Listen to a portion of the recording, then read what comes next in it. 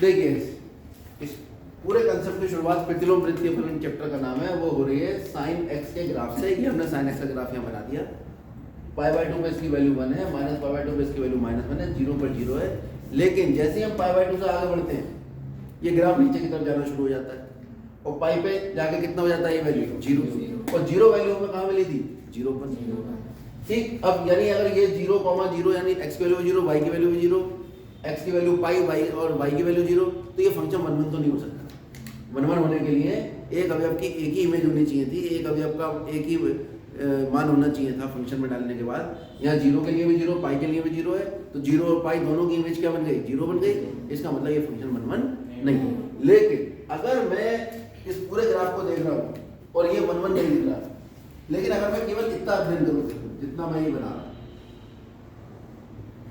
अगर मैं केवल माइनस पाई बाय 2 से प्लस पाई बाय 2 के बीच में इस ग्राफ को देख रहा हूँ, यहां से और यहां तक, जहां से नीचे मुड़ा, जैसे ये नीचे मुड़ा तो 2x के लिए एक ही y का मान आ गया। लेकिन अगर मैं मुड़ नहीं रहा, बिल्कुल हाईएस्ट पॉइंट पर जाकर रुक गया।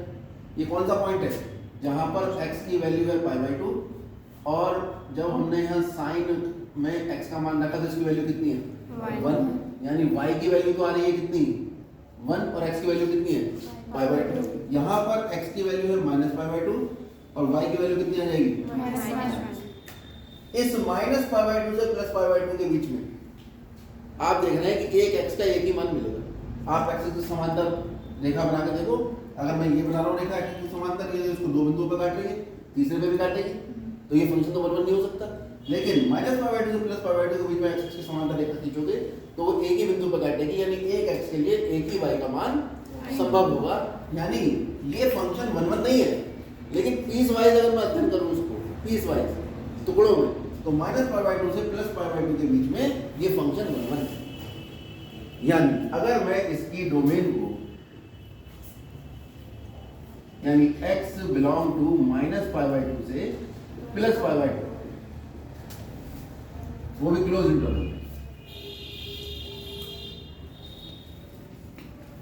नहीं डोमेन में, हाँ तो ये गलत लिख दिया, नहीं सही लिख दिया। ये पहले माइनस अनंत से प्लस अनंत थी डोमेन, अब इस माइनस अनंत से प्लस अनंत के बीच में से केवल मैं अध्ययन किसका कर रहा हूँ माइनस पाई बाय 2 से प्लस, या फिर या ये x जो है वो बिलोंग कर जाए पाई बाय 2 से लेकर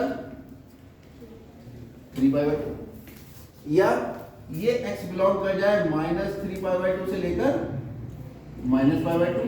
ऐसे तो पता नहीं कितने पीस वाइज आ जाएंगे, लेकिन हर इंटरवल में यहां से यहां देखो, इसमें भी ये 1 1, यहां से और आगे चले जाओ 3 पाई बाय 2 की तरफ, माइनस पाई बाय 2 से माइनस 3 पाई बाय 2 की तरफ। तो पीस वाइज हम देख रहे हैं कि इन सब डोमेन में अगर हम अध्ययन कर रहे हैं के लिए किसका मान साइन एक्स कैसा होगा 1 1 होगा, और जो 1 1 होता है, अब ऑन टू चेक कर लो, क्या चेक कर लें ऑन टू। तो आप ये बताइए -1 से +1 के बीच में इसका मान किसके बीच में आ रहा है, -1 से +1 के बीच हर वैल्यू ले रहा है। देखो x का मान ये है, ये वैल्यू आ रही है, ये है, यानी sin x का मान जो है वो स्थित है -1 से लेकर +1 तक। कब, यदि x का मान हम कर दे रेस्ट्रिक्ट कहां तक, माइनस पाई बाय 2 से लेकर प्लस पाई बाय 2 के लिए साइन x कैसा होगा 1 1 तथा कैसा होगा ऑन टू होगा। यानी प्रत्येक y के लिए x का मान मौजूद है, क्लियर।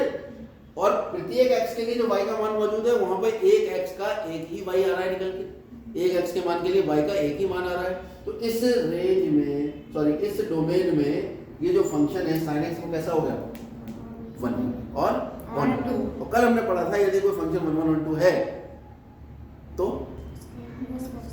उसका इनवर्स पॉसिबल है, ये तो परिभाषा थी, ठीक। अतः sin x का क्या व्युत्क्रमण फलन या sin x व्युत्क्रमणीय होगा। व्युत्क्रमणीय होने का क्या मतलब है, इसका मतलब sin x का इनवर्स फंक्शन, इनवर्स का अस्तित्व है। क्या है भाई वो अस्तित्व? अगर y बराबर sin x है, या y को क्या कहते हैं हम? fx। ठीक, हाँ भाई।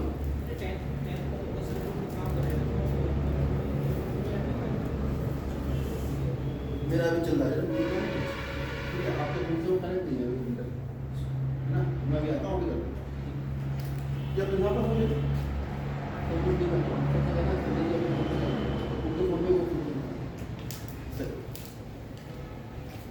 तो y बराबर fx बराबर sin x है। fx को क्या कहते हैं हम?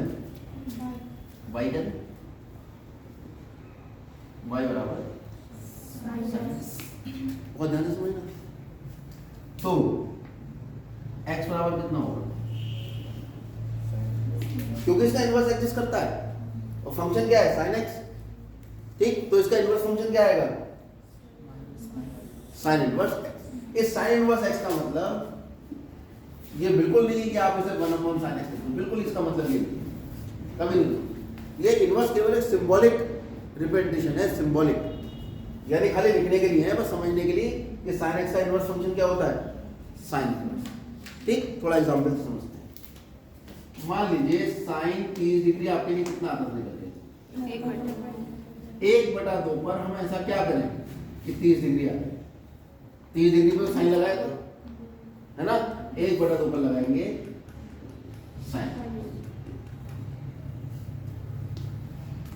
ये इसको लिखने का तरीका है, आज के बाद याद रख लीजिए।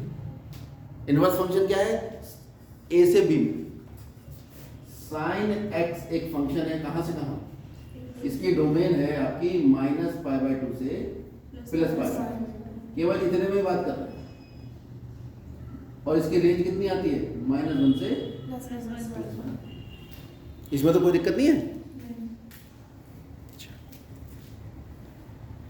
तो साइन इनवर्स जो होगा, साइन इनवर्स फंक्शन, ठीक, तो साइन इनवर्स x अगर कोई फंक्शन है, या मैं y भी कह सकता हूँ, जिस x और y के चक्कर में बिल्कुल लड़ पड़ेगा।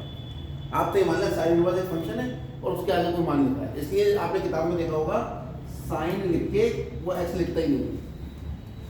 ठीक है, ये साइन के आगे लिख देता है थीटा और इसके आगे लिख देता है x। तो ये एक्चुअली साइन का कैसा फंक्शन है? इनवर्स फंक्शन है। इनवर्स फंक्शन में क्या होगा? किसी फंक्शन का इनवर्स क्या होता है? डोमेन, रेंज बन जाती है और रेंज डोमेन। और वो फंक्शन कैसा होना चाहिए? 1 1 और 2। तो ये जो sin x फंक्शन है, एक इससे इसमें 1 1 और 2 है। तो जब हम इसका इनवर्स फंक्शन निकाल रहे हैं तो इनवर्स फंक्शन निकल जाएगा -1 से 1, और ये आपका रेंज आएगी इसकी कितनी? तो इसकी डोमेन जो थी वो क्या बन गई? लेकिन अगर मैं ये लिख देता हूं कि साइन इनवर्स फंक्शन है -1 से 1 और ये जा रहा है -अनंत से +अनंत, तो ये गलत हो जाएगा, क्योंकि इस इधर से इधर अगर हम फंक्शन साइन एक्स का मान लेते हैं तो वो 1 1 होता ही नहीं। यही टेक्निकल पॉइंट है जिसमें कंपटीशन में आपका ऑब्जेक्टिव क्वेश्चन बनेगा। अगर उसने 0 से पाई लिख दिया तो ये इनवर्स फंक्शन एग्जिस्ट ही नहीं करता। पीस वाइज अब आपको ये दिमाग लगा के सोचना पड़ेगा कि भाई ये जो x का मान है जो लिखा है, ये मान के लिए आपका जो साइन फंक्शन है वो साइन फंक्शन किस तरह से व्यवहार कर रहा है, वो 1 1 है या नहीं, उसके लिए आपको साइन x का पूरा ग्राफ अच्छे से आना चाहिए।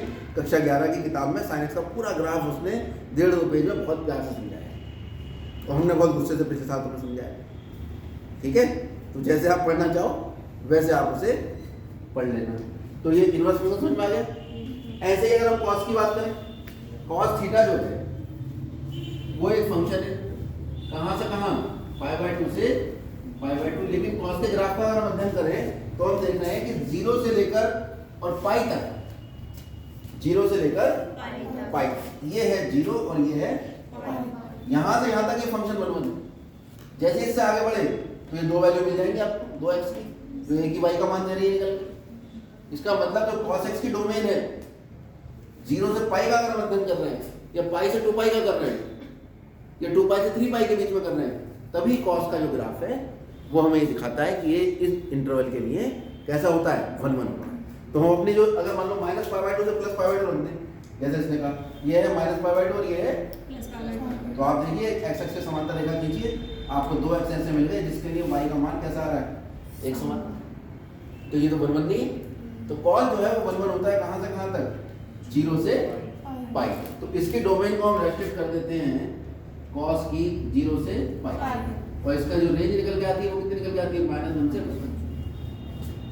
इस मान के लिए ये कैसा होता है, 1 1। ठीक, तो अब अगर हम इसको कॉस इनवर्स फंक्शन लिखें, कुछ ना कुछ तो लिखने पड़ेगा, x y z p q, x लिख दिया, तो ये जो फंक्शन हमारे पास कॉस का इनवर्स फंक्शन आया, ये वो होगा जो इसकी जो रेंज है वो डोमेन बन जाएगी और डोमेन रेंज बन जाएगी। ये आ जाएगा कितना, -1 से 1, और ये आ जाएगा आपका 0 से 1। आप इतना भी परेशान मत होइए, अगर आप इस बात को समझ पा रहे हो डोमेन और रेंज के पूरे चक्कर को, अगर आपको समझ में आ रहा है बहुत अच्छी बात है, आप कंपटीशन के लिए तैयार हो गए।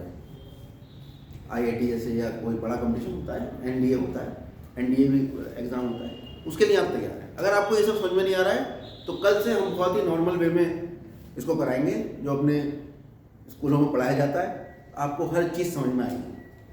लेकिन अगर मैं आपको ये नहीं समझाऊंगा तो उन बच्चों का नुकसान हो जाएगा जो ये समझने की कैपेबिलिटी रखते हैं।